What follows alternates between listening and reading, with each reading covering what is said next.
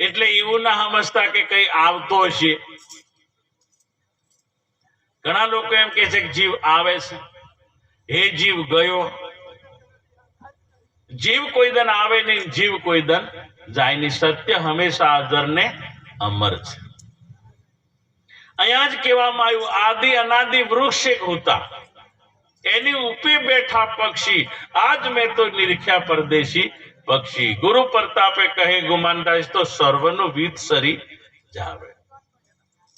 આદિ અનાદિ થી આ આત્મા ભૂમિ ઉપર આવ્યો છે. આપણે બધા અતારના નથી, આદિ ને અનાદિ ચારે ચાર યુગ થી આપણે અહીંયા આવેલા છીએ. અત્યારના નથી, આપણે ચારે ચાર યુગ થી આપણે આ ભૂમિ ઉપર આવેલા છે. પણ આપણે આપણા સ્વરૂપને નથી ઓળખ્યું ને, એટલે આપણે નવી નવી માયો ધારણ કરી છે અને નીચે માથે લટકી અને મળમૂતરને આપણે ત્યાગી નથી શક્યા. એ કેમ કે આપણને સદગુરુ કોઈ પણ દેહ મળી શક્યા નથી, પણ માનવ દેહ સદગુરુ મળ્યા. હવે આ અવતારે જ આપણે ભજન કરીને ભવ તરી જવાય એ વાત નક્કી. બીજા અવતારે ભજન થાય એવું નથી.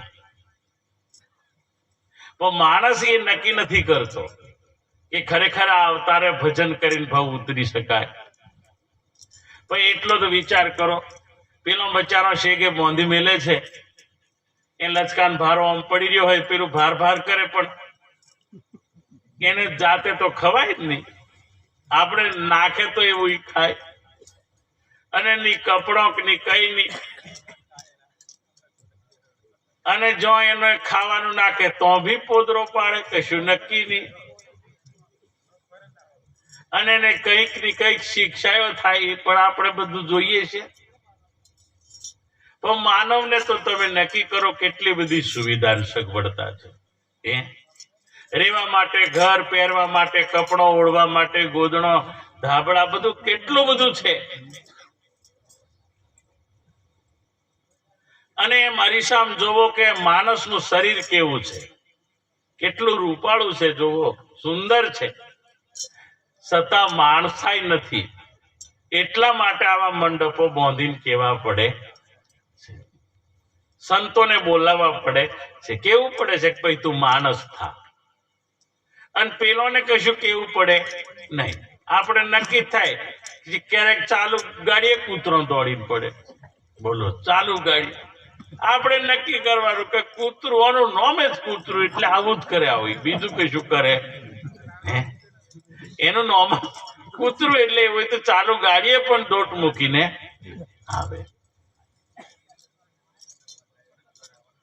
માણસ એટલો બધો સુંદર બનાવ્યો, પરમાત્મા પાછો એને ઉભો બનાવ્યો. જુઓ તમે આ બધો ઝાડો જુઓ ને, એનો છે ને નીચે થળિયો ઉપર ડાળો. નક્કી જોજો, નીચે થળિયો ને ઉપર ડાળો. પણ મનુષ્ય ઘાટ એવો બનાવ્યો કે એનું ઉપર થળિયું ને નીચે ડાળો. હવે પગ નીચે, હાથે નીચે, પણ